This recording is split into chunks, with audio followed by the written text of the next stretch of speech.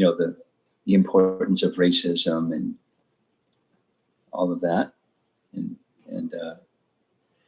so that topic, I mentioned, that topic is a topic that many youth and stodgy old folks are also speaking about. And I sent to Saranga Thakur several of those events, seminars today and tomorrow, some specifically for the youth, some specifically for anybody, and some specifically for there. It's largely, as far as I know, it's largely African American person speaking. So if you're interested, when Saranga Thakur forwards those, maybe he's done so already, take the opportunity to understand how thoughtful, mature devotees are addressing that concern.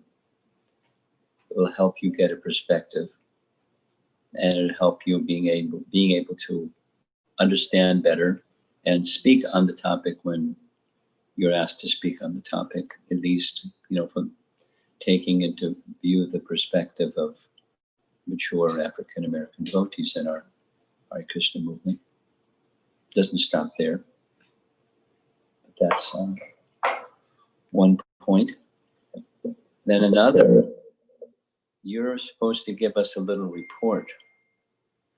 Did you do your homework? Yes, Maharaj. So briefly, yesterday and the day before yesterday, there was some discussion in class about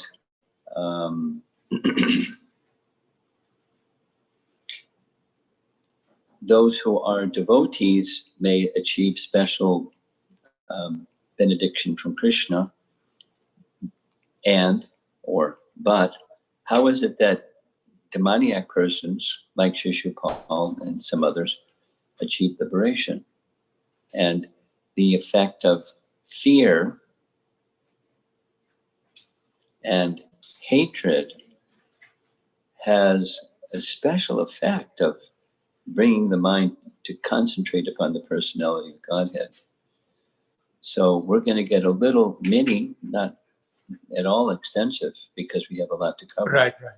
So just a little, it's a homework report on some points from Canto 7, Chapter 1. 7, Chapter 1. And actually, I really focused mainly on text number 27. Okay. Because that's what we had a discussion about. Okay.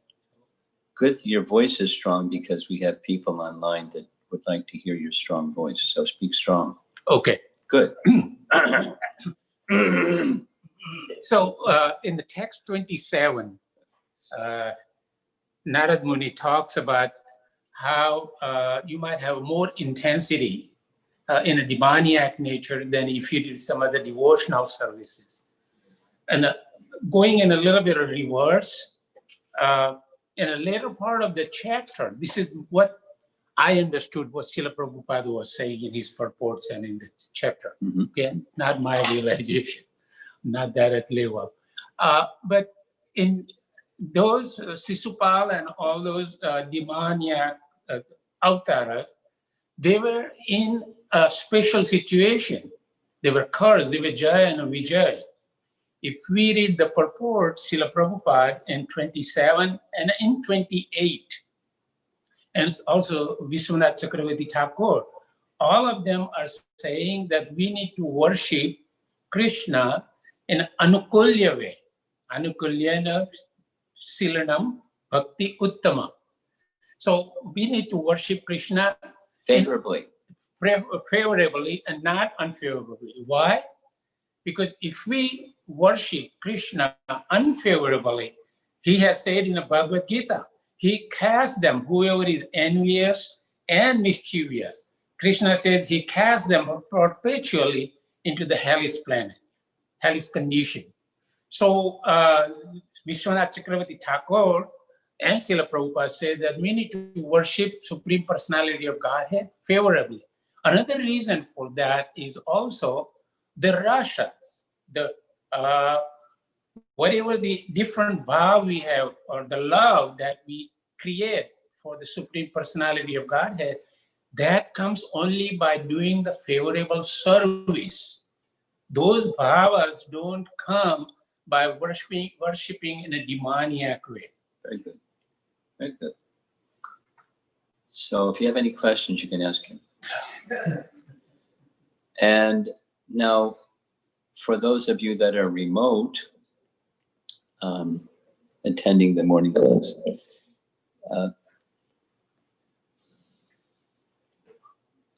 this Saturday and Sunday is a best we can do attempt to help replace the Japa retreat that we normally have here in Houston, but because of the pandemic situation, we're doing this way, and this way is a couple of classes in the morning, a couple of classes in the evening, and then again tomorrow, same theme, and the theme is Sringatakor. The theme is strengthening sadhana, taking shelter of the holy name specifically. So for those of you remote, that's what we're doing and why we're doing what we're doing. Part of the intention, at least I heard from some of the members here in the community, it's the pandemic situation, the lockdown situation has some sadhana advantages because there's less commute to go to work because people aren't going to work. They're working from home. And so it gives some flexibility of time, etc. But then there's isolation because of the circumstance, or at least, stay at home order and all that stuff. So strengthening sadhana is a good topic for the situation that we're in, and taking shelter of the holy name. So the topic that I chose to speak on this morning and this evening, and then again on Sunday for the Sunday, I guess we'll call it Feast Sunday program lecture, it has to do with Lord Chaitanya's teachings on this topic. And Sunday morning is Bhakti Siddhanta's teachings about Lord Chaitanya's teachings on this topic. That's tomorrow morning. So we're going to begin with Sikshastaka 1, which has glories of the object that we're focusing on. That's the name. There's glories to the name. Many of you in the listening audience know that the Sanatana Goswami and his touchstone story. Because of time, I'll say it quickly.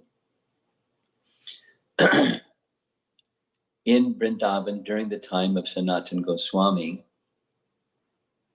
there was one Brahmin who was quite poor.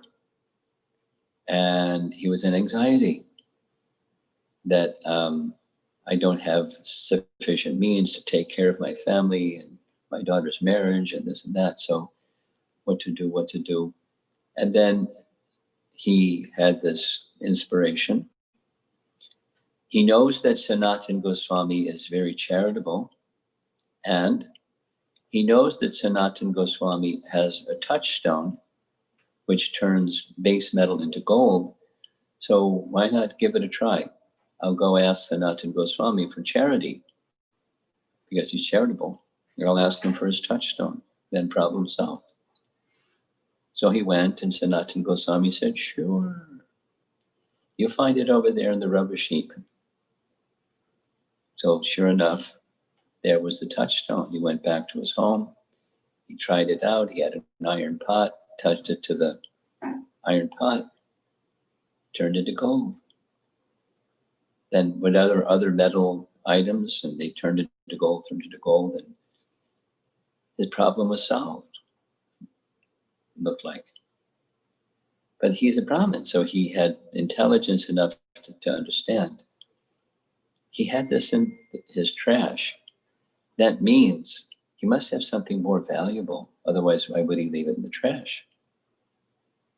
So he went back to Sanatan and said, do you have something more valuable? Is that why you left it in the trash? And he said, sure, far more valuable. Can I ask for that too? You're very charitable, you're very kind. It really helped me a lot with my poverty. But something more valuable? He said, sure. On one condition. Take the touchstone, go to the Jamuna River and throw it in the river. Symbolic meaning, you can't go back and get it once it's in the river.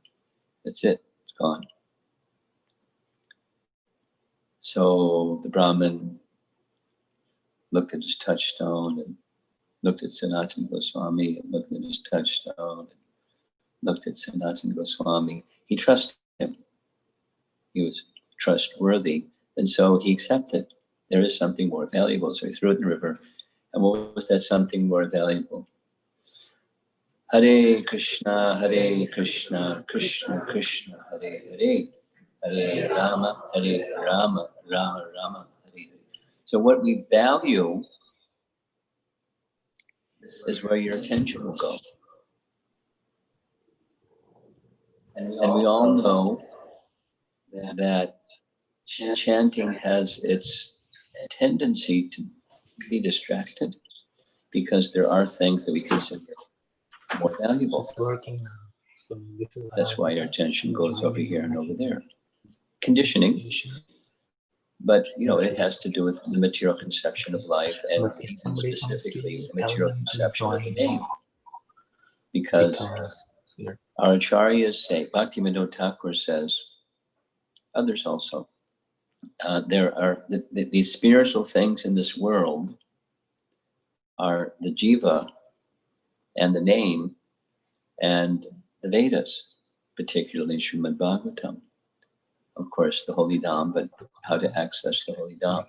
So when one sees those things that are spiritual to be material, we don't value them as much as we actually understand that they're spiritual and the effect. So that's this first Sikshastaka verse. What are the virtues or wonders or excellences of the holy name? And one more thing before we begin.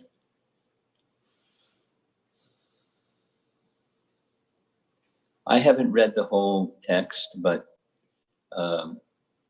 Rabindra Swarup Prabhu has not only read the whole text of Bhajana Rahasya, but he's following it in the footsteps of Bhaktivinoda Thakur, where he explains that these 8 verses are instructions how to achieve the highest stage of Braja praying through chanting of the name. Starts with and ends with chanting of the name. And it's a roadmap how to get there. So very important. So let's take the first step. Understanding the value of the holy name is the first step. And there's the sequence in these, and we'll just be covering 3 of them this morning, and then the other 4 this evening. Maybe we'll only get to the 2.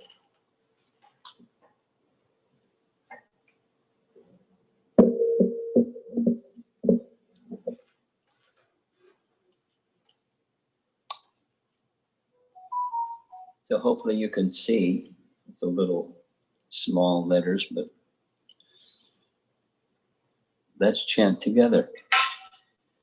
Cheto Darpana Marjanam Bhavamahadavagni Nirvanam Shreya Kairava Chandrika Vidharanam Vidyavado Jivanam Anandam Bodhivardhanam Pratipadam Purnamritasvadam Sarvatma Snapanam Ram Jayate Shri Krishna Sankirtanam.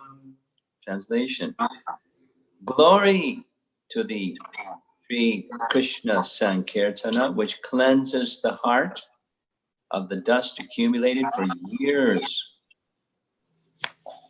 and extinguishes the fire of conditional life of repeated birth and death. This Sankirtan movement is the prime benediction for humanity at large because it spreads the rays of the benediction moon. It is the life of all transcendental knowledge. It increases the ocean of transcendental bliss, and it enables us to taste the nectar for which we are always anxious. So now we're going to cover the first of these 7 wonders or glories, Chaitadarpana Marjanam. Now Prabhupada has chosen to translate this word Chaita is of the heart, sometimes is of the mind, but of the heart, of the mind. Darpana means mirror, and Marjana means cleansing, like in our Mangalarti song, Mandira Marjanado. Marjana means cleansing. Darpana means mirror, and Chaita means of the heart. Chaita Darpana Marjana. So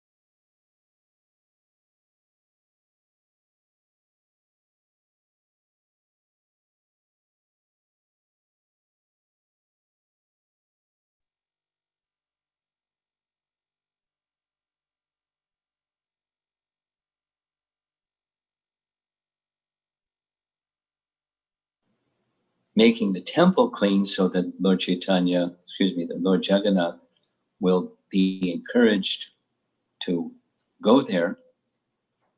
Similarly, if we make the heart clean, it makes Krishna more encouraged to come. Of course, he's already there, but to come in this case means to display himself within our heart.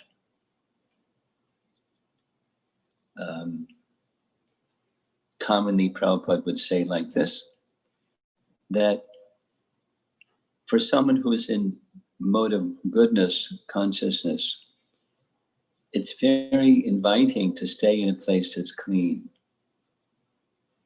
And it's not very inviting to stay in a place that's unclean.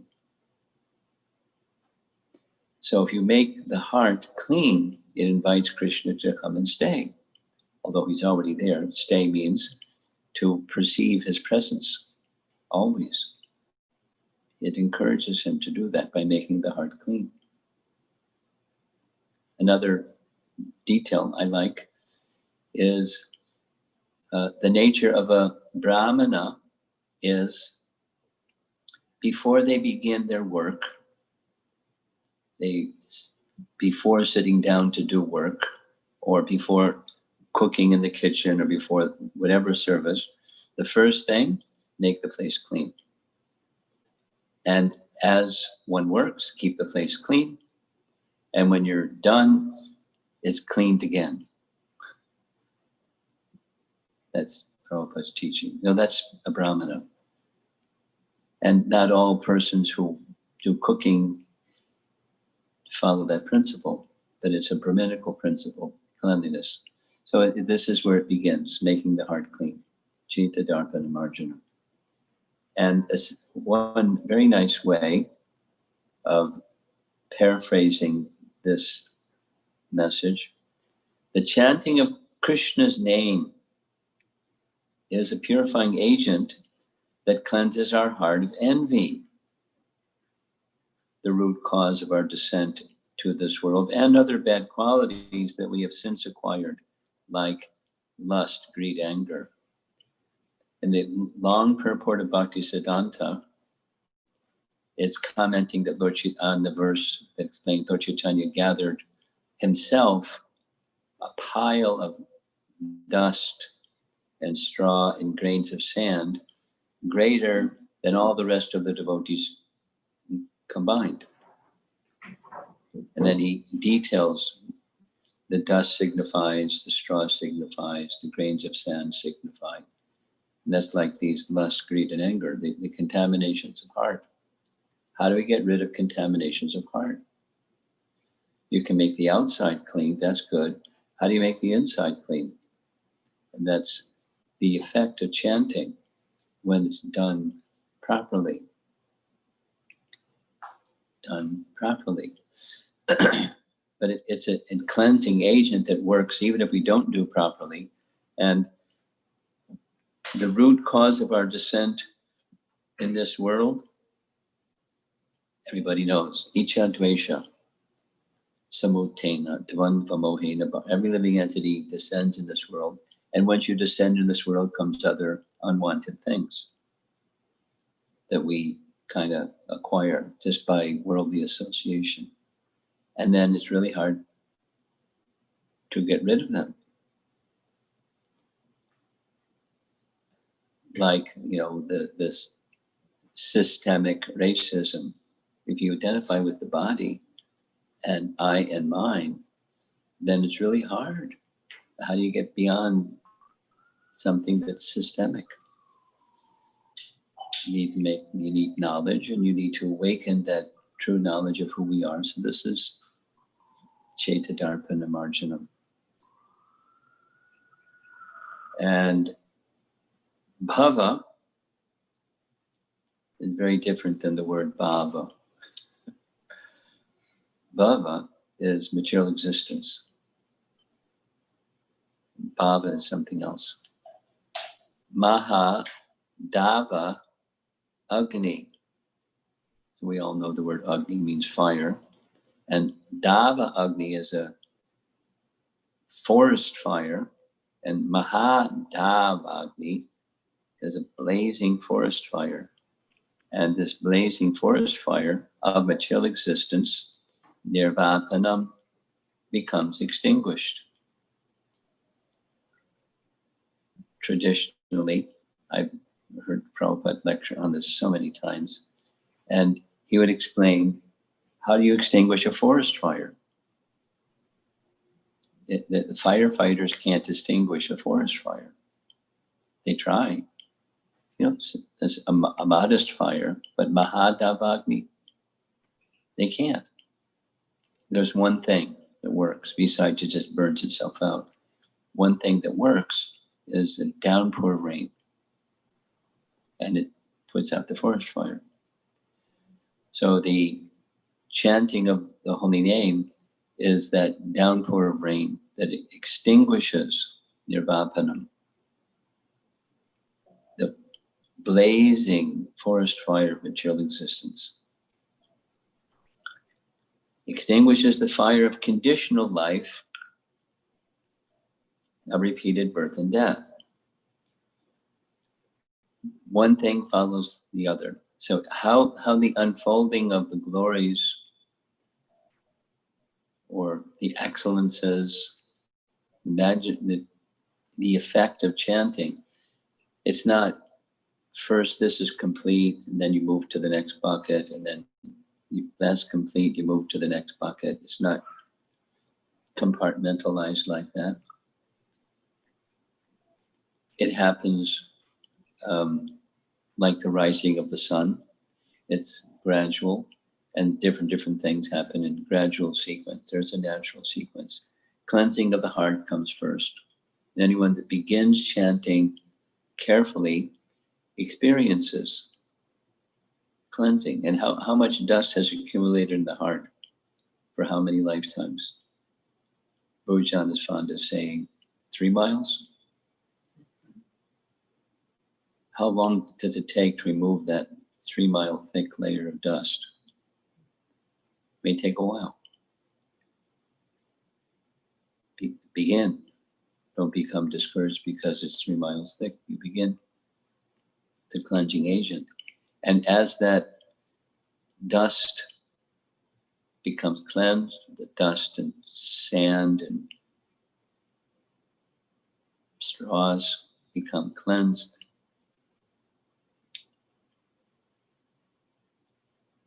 the gloss summary is, as it purifies the heart, Krishna's name also protects sincere chanters from any further contamination from the worldly energy and those affected by it.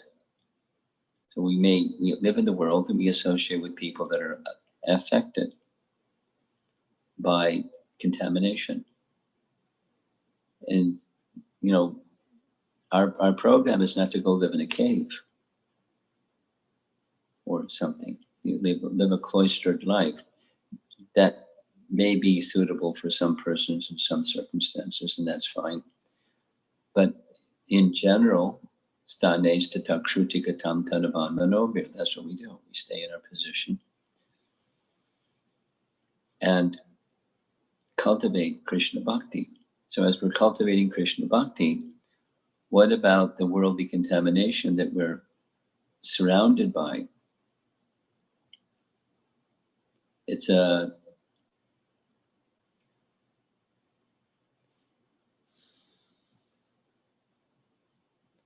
sad situation, Kali Yuga. And you know, it rises and falls. It seems to get a little better, and then it gets much worse, and then stays there. And so it's an unpleasant ride in a contaminating atmosphere. But the name can protect one from further contamination. That's the little gloss that's here. References being made at the bottom here to a text from Bhagavad Gita where lust is compared to fire. Lust is the product of contact with the mode of passion, and it burns like fire. This contact with the mode of passion and its consequent lust, kama rupena, is the eternal enemy. And the eternal enemy, dushparena, is never satisfied, and analena, like Agni, analena, it burns like fire. And that's the world in which we live. The picture of the structure of the universe is, there's different ways of describing it, but upper planets, mode of goodness is prevalent. Lower planets, mode of ignorance is prevalent. And in this middle region, guess which mode is prevalent? Passion, fruitive activities. That's the name of the game. So when people think of Dharma, commonly, even the Vedas indicate it, the purpose of Dharma is artha. And artha is understood to be economic development. Just ask our president, that's the name of the game, economic development. And then, so why? So you can enjoy kama. But this kama rupena, the eternal enemy of the living entity, it's all around us, it's ubiquitous, and here we are trying to be nice devotees. In our evening class, discussing about Drona and Dara, they're expansions of Nanda and Yashoda. And they have a natural affection and affinity for Krishna as their son.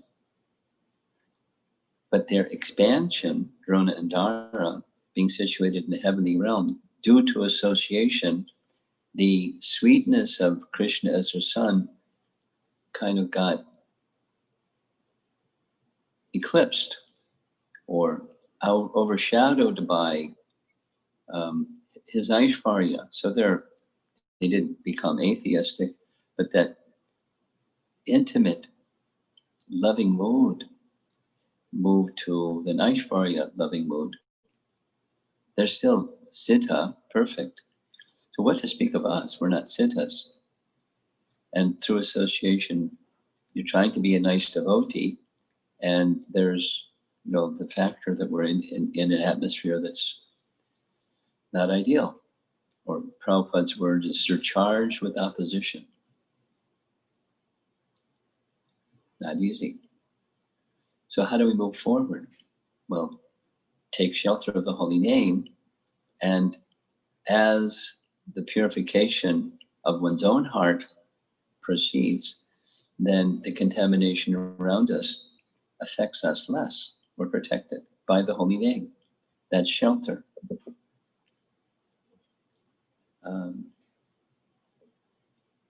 One other point that I particularly like from Srila Prabhupada's Bhagavad Gita purport, in chapter 6,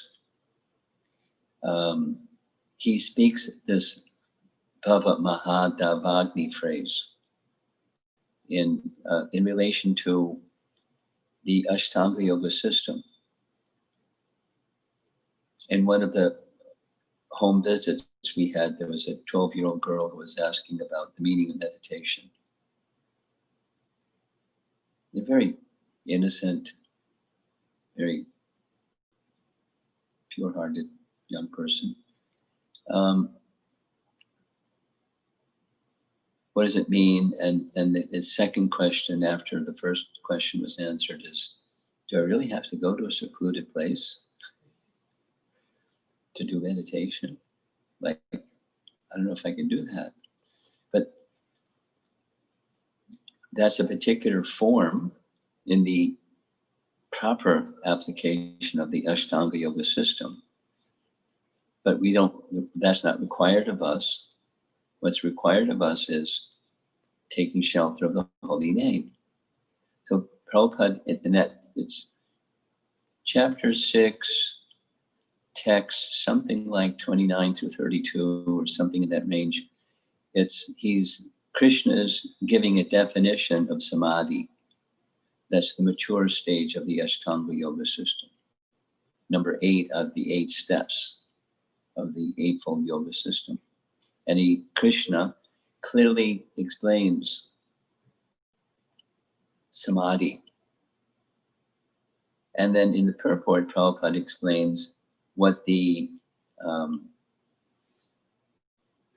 samadhi that comes from the Ashtanga Yoga system is achieved right here, Bhava Mahadavagni, the blazing fire of a chilled existence. And he explains that Buddhism has this idea that the root cause of suffering is desire.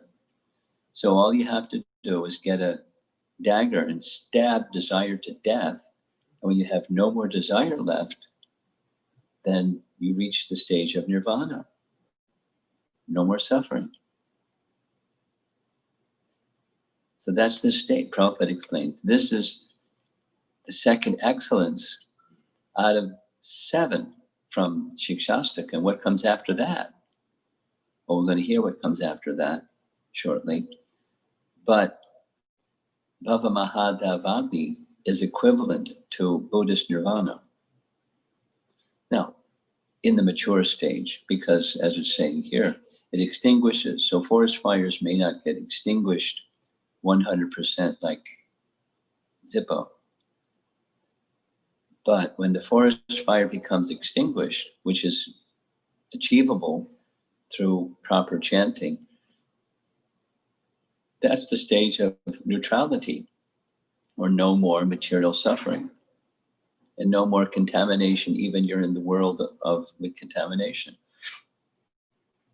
That's this chanting of the holy name. And then what comes after that, what Prabhupada writes in the purport is Muktir hitvanyata rupam svarupena vyavastati. The mukti stage described in the bhakti process. This is Canto 2, Chapter 10, text number 6, where mukti of the different topics taught in the Bhagavatam, mukti is defined by Shukadeva Goswami this way. Muktir hitvanyata rupam svarupena vyavastati. Just yesterday, a student wrote a letter asking, what's this spiritual form and spiritual senses all about? I just referred him to that verse and some other things. It means, Svarupa means, what's your spiritual form? This isn't our spiritual form. And we do duties according to our psychophysical nature because we have a covering. And we recognize it. We don't act other than, artificially other than, or imitate something. We have our nature. We're going to act according to our nature. It's like Krishna argues with Arjuna. Arjuna, you don't have the adhikar to just do karma sannyas. You perform prescribed duty. And always think of me. So that's our program. Perform our prescribed duty and always think, please try to always think of Krishna. And when you achieve that, then emerging from the heap of material existence is the Swarup. At least initially, some idea of I am meant, my existence is meant for pleasing Krishna, being Krishna's servant. That's bhakti awakens, and that's the mood. Krishna should be pleased. And as that mood matures, the influence of the covering subsides, and then this real mukti emerges, svarupena vyavastati. It becomes what our spiritual identity is, our spiritual form. And as our acharyas describe, what that means is,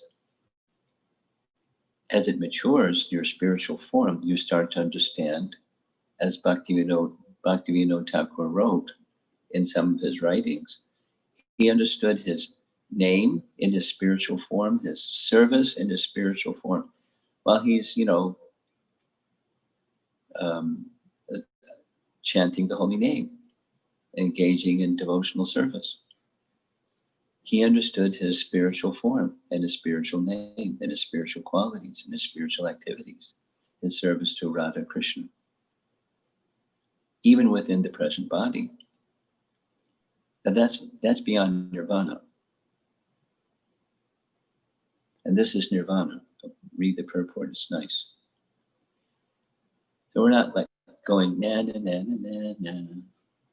Our teaching's better than your teaching. But at the same time, we should understand what the teaching is.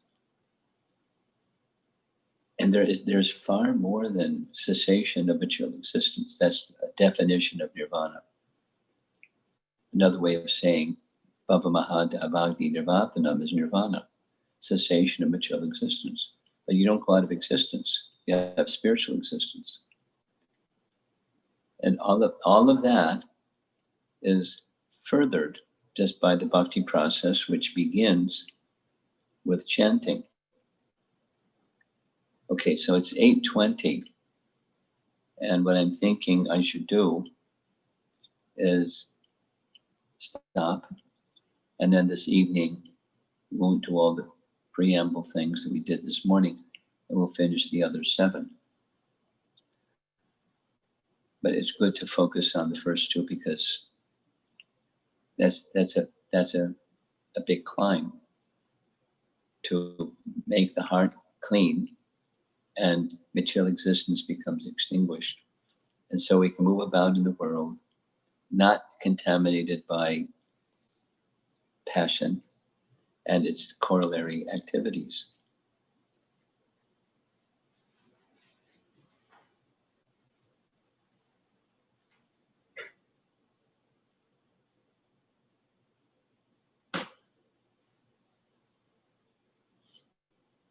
So any,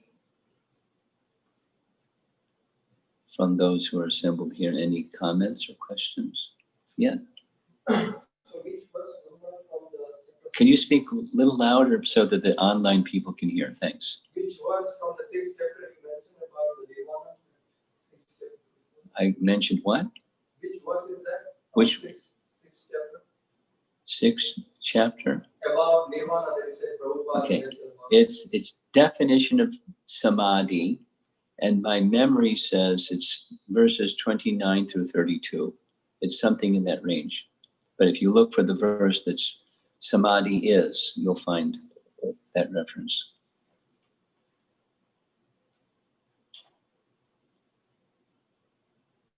Anyone else in the room? And then we'll go to online. Yeah. Hare Krishna. So artificial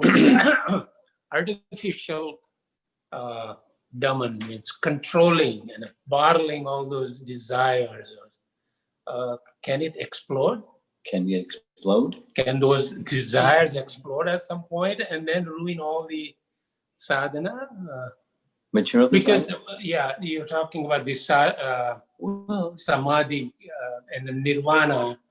They are controlling the senses, and they're saying, putting it. do you understand his question? So Prabhu is referring to Buddhism philosophy that in that Can they explode? That's your question? Because you're artificially controlling the senses.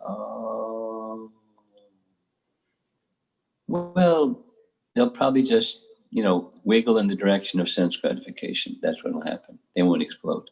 Okay.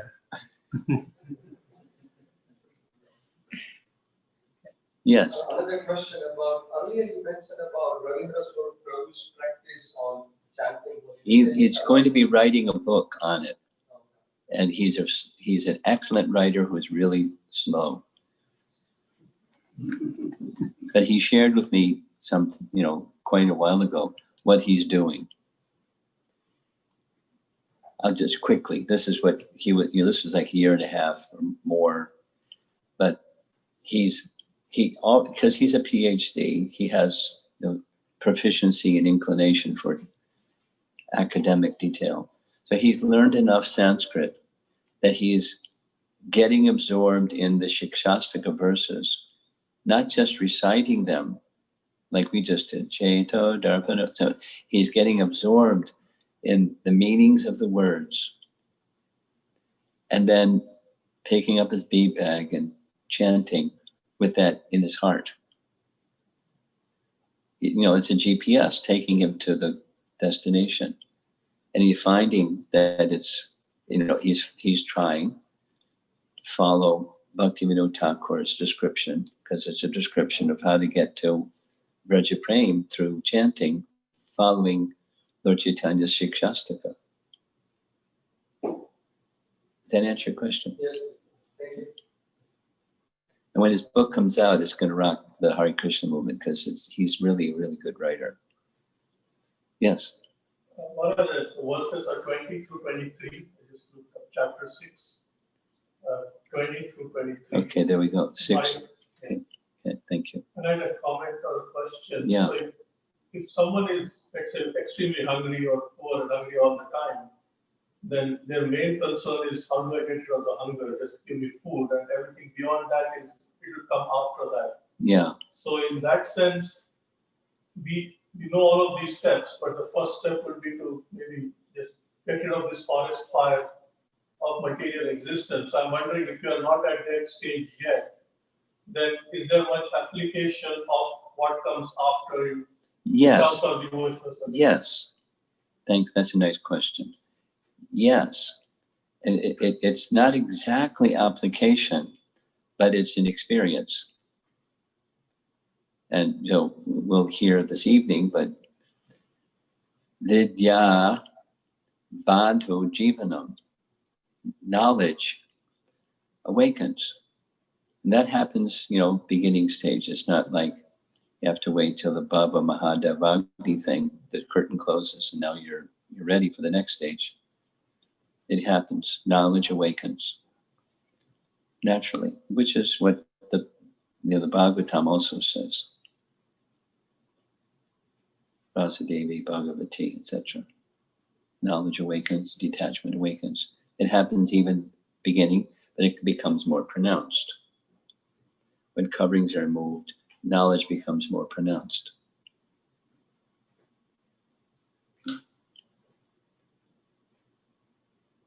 Okay, we're ready for online questions. The first question is from Malini Mataji. She's asking, how do we know if our chanting is purifying our heart? What are the symptoms of change of heart that we are able to perceive it? I recommend that for detail, read chapter 3 of Canto 2, Pure Devotional Service, Change of Heart. And there's details. But symptoms, Bhaktivinoda Thakur describes it very simply. 2, the fascination for trying to become an enjoyer of objects of the senses diminishes. Asat Trishna, the thirst for the impermanent, diminishes. And the other side is attraction for topics of Krishna. It strengthens. Those are 2 very simple symptoms.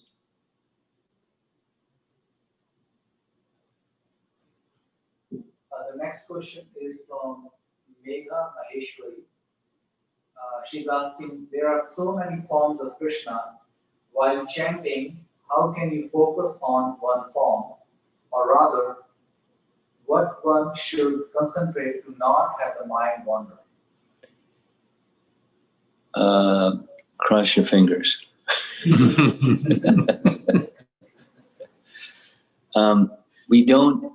What's recommended is concentrate on the name, because within the name is form, or name has form. And if one tries to think of something,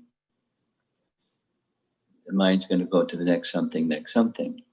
So stay with the name, and when absorption in the name is there, then the form of the name becomes revealed through sound. Now, the distracted mind is the main hurdle for the sadhakas, because the mind is attracted to this notion of enjoying sense objects. So the mind wants to go to sense objects. And sense objects are considered by the material senses as material sense objects. And the name is not a material sense object. So the mind doesn't want to go there. It wants to go to material sense objects. So, there are many. There was 3 times many techniques. And each one of us, as practicing devotees, we find some technique or techniques that suit us, that we resonate with and help us. There's a support that helps us stay away from distraction and stay towards the absorption. So when we have japa retreats, I suggest this person can hear so many hours of recordings of japa retreats and find a technique or 2 or 10 that work for them, and then stay with it. But the main force behind any technique is not the technique. It's a tool that its utility of the tool is, according to Vishwanath Chakravarti Thakur, the effort that we make and the dependence upon mercy to reciprocate with the effort that we make. It's the effort you make, your prayasa, your endeavor to bring the mind to the name. Here's quoting Rabindra Prabhu again. When you're chanting, it's only 3 things. There's you, there's the name and there's the mind. And the art of chanting is have the mind go to the name. And the mind doesn't want to. The mind wants enjoyment through sense objects. So it's a practice, abhyasa, by methods that are approved by acharyas that we strive towards. That's one of the reasons for having japa retreats is through association, sadhu sangha. That's a big support. It helps support our efforts. Or other things that people do to strengthen their chanting focus is other forms of sadhana besides japa retreats. But it's one of the reasons, as far as I understand it, there are probably many, but one of the reasons that Shamsundar likes and has given strong emphasis to at least once a week come together and chant japa together, because it strengthens the mind's tendency to go to the name. The spiritual potency is there because of Sangha. Next. Next question is from Uttama Bhakta Prabhu. Hare Krishna Guru Maharaj. 16 rounds are a must because it's Srila Prabhupada's instruction. Does our own appreciation start at the 17th round? Why? Your appreciation can start even before you start.